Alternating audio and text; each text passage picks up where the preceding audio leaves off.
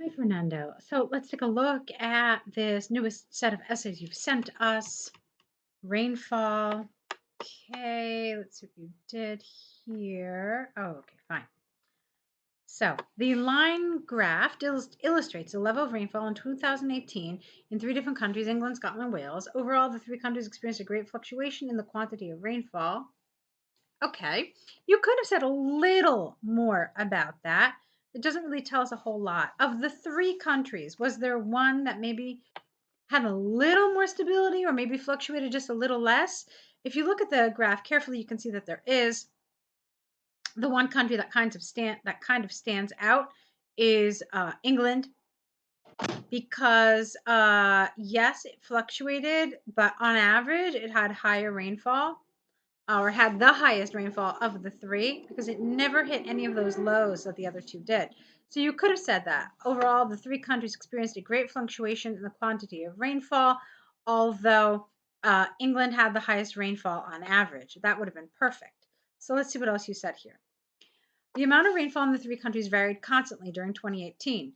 England experienced, despite the variations without of, it's in spite of or despite the variations. Despite the variations, experienced the highest amount of rainfall during the month, not the month, but the months, plural, of July, September, and December, which is approximately 125 each month, while the lowest level of rainfall was between May and June, capitalize your M. Okay. Moreover, Scotland started the year with a huge fluctuation, got the highest quantity of rainfall in March and October, about 135 ml in each of these months. In contrast, February was the month with the lowest number of milliliters fallen in Scotland, around 20. Furthermore, the levels of rainfall in Wales fluctuated significantly. With the month of July, or how about this? With July, the month in which the highest level of rain, no, the highest levels of, what am I doing here? With July, the month in which the highest level of rain fell. No, that still doesn't make sense grammatically. I'm trying to keep it as close as possible to what you wrote. So with July, the month in which the highest rainfall occurred. There you go. Approximately 135. Well, during April, Wales received the lowest amount of rainfall, which was about 25 ml. Capital W.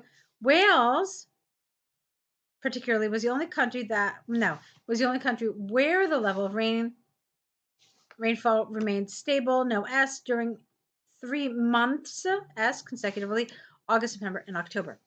Okay, so what I like about this is that you focus on the highs and you focus on the lows. That was good.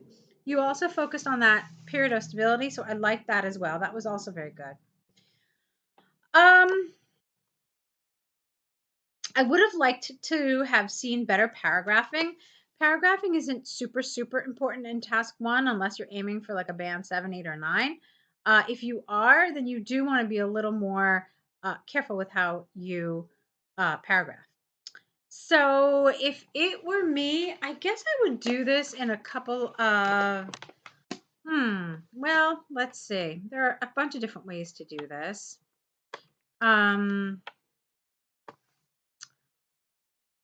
Let's see. Okay, this is how I would do it. So I would probably start with Scotland.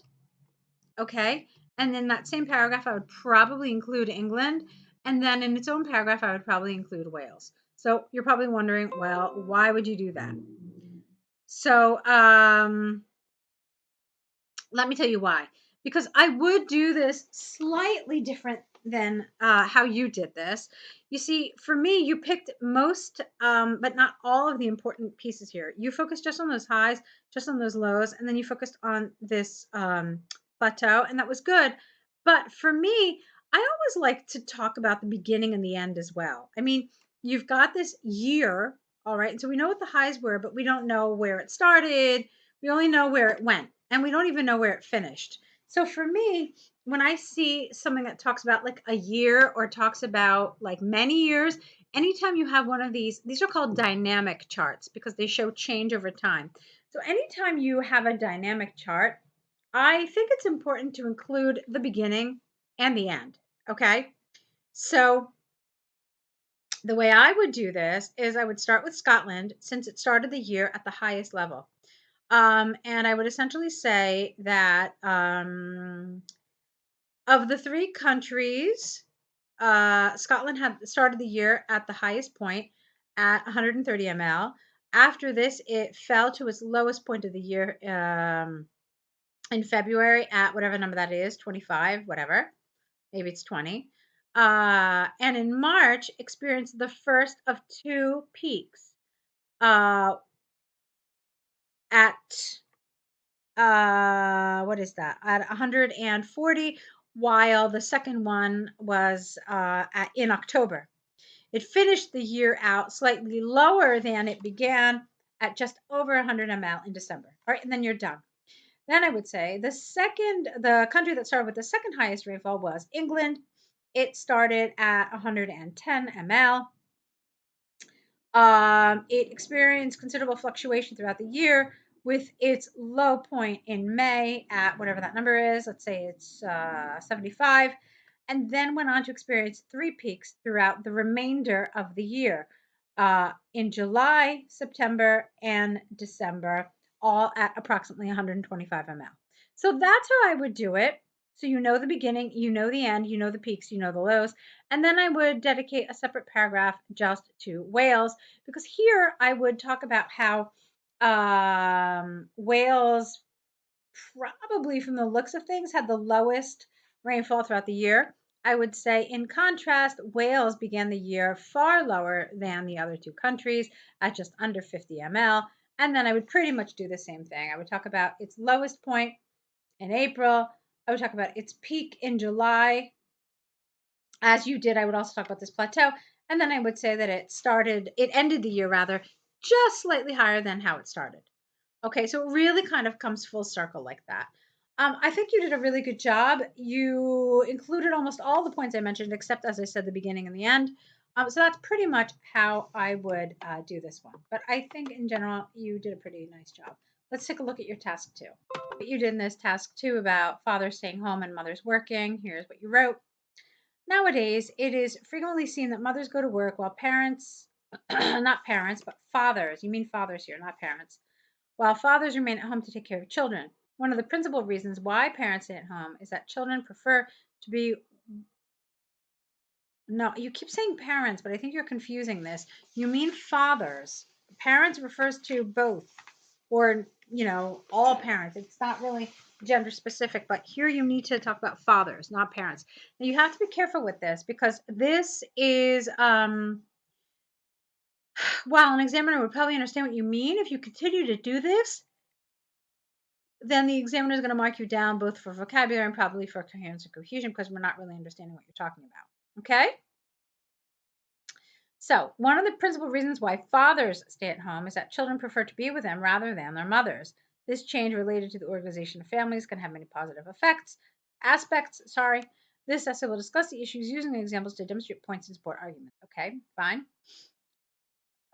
Okay. Firstly, there is ample evidence that some children choose to be with their fathers instead of being with their mother. The central reason behind this is that some activities done with the father can be more endurable for children. For example, a survey made by the Justice, what is that, the Justice? You mean the Justice Department? I'm not really sure. In Brazil, revealed that most children, after their parents got divorced, have chosen to live with their fathers. Therefore, if children would not enjoy, I don't understand this.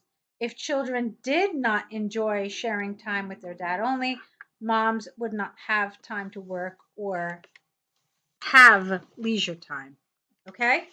All right. I'm a little concerned about the way you developed this paragraph. It doesn't feel entirely on topic to me. We'll talk about a little more. But let's look at your next paragraph, okay, and see what you did there.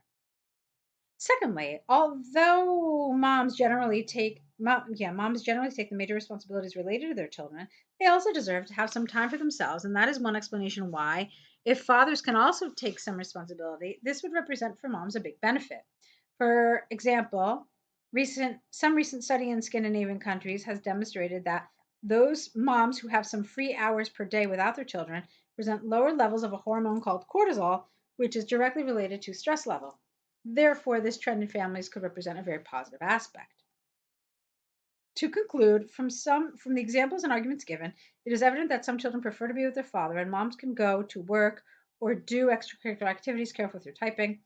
This development is beneficial for mom and the family in general. In the future, it is predicted that mom will be even more independent than today, and the children's responsibilities will be better distributed between parents. Okay, so I thought you did a very nice job with grammar. I thought, on the whole, I mean, you stopped doing this thing with parents here, so that was good. So that was fine. Grammar was fine. Vocabulary was fine. I'm not really happy with your task development. Your topic development, I mean. You didn't really treat this, you didn't talk about the issue the way it wanted you to talk about. You basically looked at it from a different angle, like, why are children spending more time with their fathers? Okay. And why is this good? That's essentially like, if I had to guess what the question was without looking at this, that's what I would assume the question was. So that's not such a great thing, because that's not what the question asked you. They asked you something really, really much more specific. You started talking about spending time together, getting divorced, enjoying their dad's, like, I don't know, time spent with the father, and moms can do extracurricular activities or extra free things. So all of this was really off topic. Okay, this is not what they asked you to talk about. So fathers are staying home and taking care of their children while mothers are working. Why are mothers working and fathers are staying home and not working? Okay? And is this good or is this bad? So you have to look at several different things here. Fathers are staying home with children, which means they're not working outside the home. And mothers instead are going out to work and obviously not being home with their children. So is this good? And then you can talk about the role of the father's changing, if that's good, and you can also talk about the role of the mother's changing, and if that's good. But again, you have to talk about the fact that fathers are not working, why this is happening, and why mothers are choosing to go out and work and leaving their children with their fathers. Okay, so like I said, it was a little bit off topic for me. You didn't quite cover what you needed to cover. Did you talk about it a little bit in the introduction and in the conclusion? Yeah. But I still I don't think you covered it enough. You didn't cover it enough in your body paragraphs for it to really um, feel like it was well developed. So what could have some reasons have been here, just to help you? Maybe you had a hard time developing some reasons. Why are fathers staying home? Well, one reason why this shift is happening is because social values have changed. Now with the feminism movement, or now with the increase or more kind of widespread acceptance of feminism, there are more choices available not only to mothers, but also to fathers. We're kind of re-looking at all of our societal values and the roles that parents take in the home. And so this is allowing families to freely choose which role suits them better. So many families are discovering that the mother is more fulfilled if she works, and likewise, the father is more fulfilled if he stays home. And so changing social values could be one reason why this is happening. Okay? Another reason why this could be happening is purely economic. So you could say, for example, that nowadays women are earning more than men are. Okay? They've broken the glass ceiling in many professions, and women are earning more than their husbands. So when the family sits and looks at who is going to deal with childcare, it makes more sense for the father to stay home, okay, while the mother goes and works. And, so that's another reason why. So these are some of the things you could have talked about here that would have answered this first question. And then, depending on how you feel about the ideas that I, just offered you, you could have talked about whether you think this is a positive or a negative development. So I hope that helps. I hope that gives you some ideas about how you could talk about this, how you can think about it, and what they were essentially looking for. All right. Of course, the ideas that you could have come up with are countless, but I'm just giving you a couple that I think work very well with this. All right. So let me know if you have any questions about this. Go ahead, correct these, and let's see more work from you. Okay. Good luck.